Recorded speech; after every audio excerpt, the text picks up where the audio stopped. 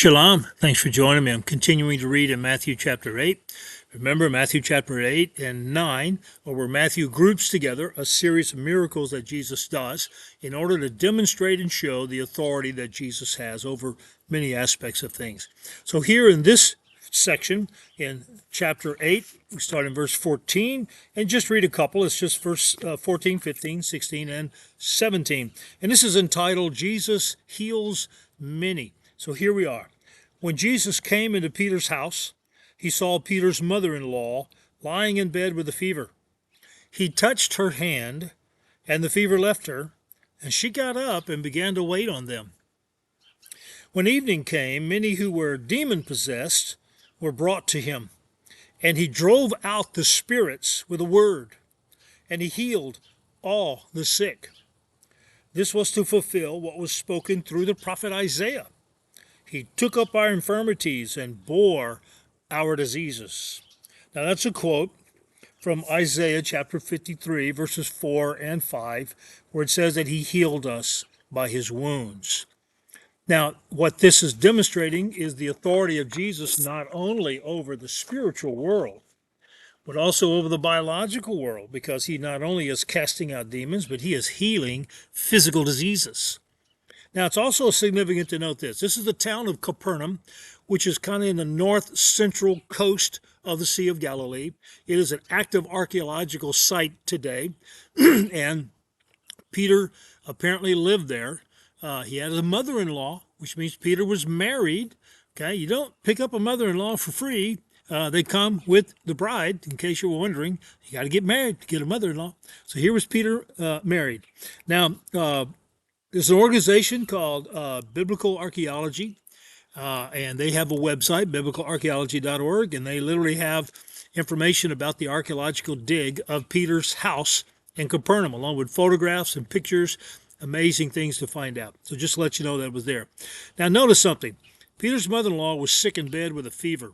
And if you've ever had a fever, you know how that can weaken you. You know, a fever sometimes can really be very severe. It can be very light, but you just don't feel good. But if it's deep enough and bad enough and hard enough for you to be in bed, that's pretty bad. Jesus simply touched her. Not only did the fever leave her, she was physically strong enough to get up and begin to wait on this crowd of people that just invaded her home, and she didn't even expect these guests. Thank you, Peter, for giving me advance warning. I'm sure that was an interesting conversation later. So here is Jesus, Peter's mother-in-law, getting up and having strength to not only create a meal, but to serve and to be a hostess.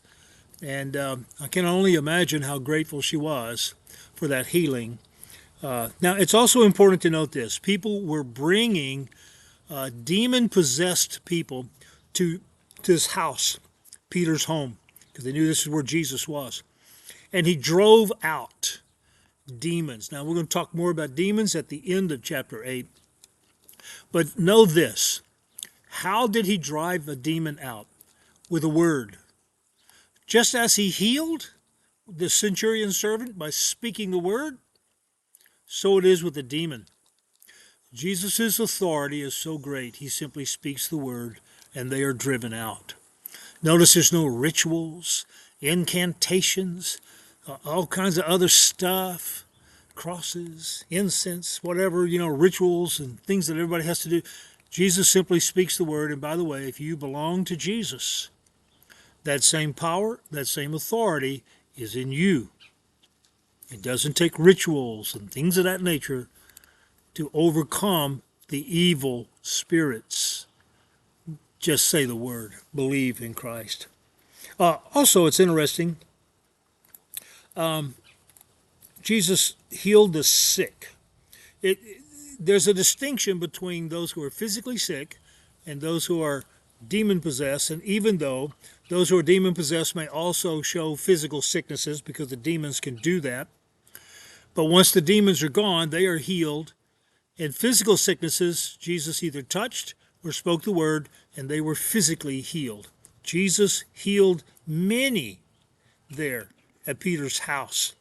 And the first one was mom-in-law, so she could get up, make supper, make everybody happy. Thanks for joining me.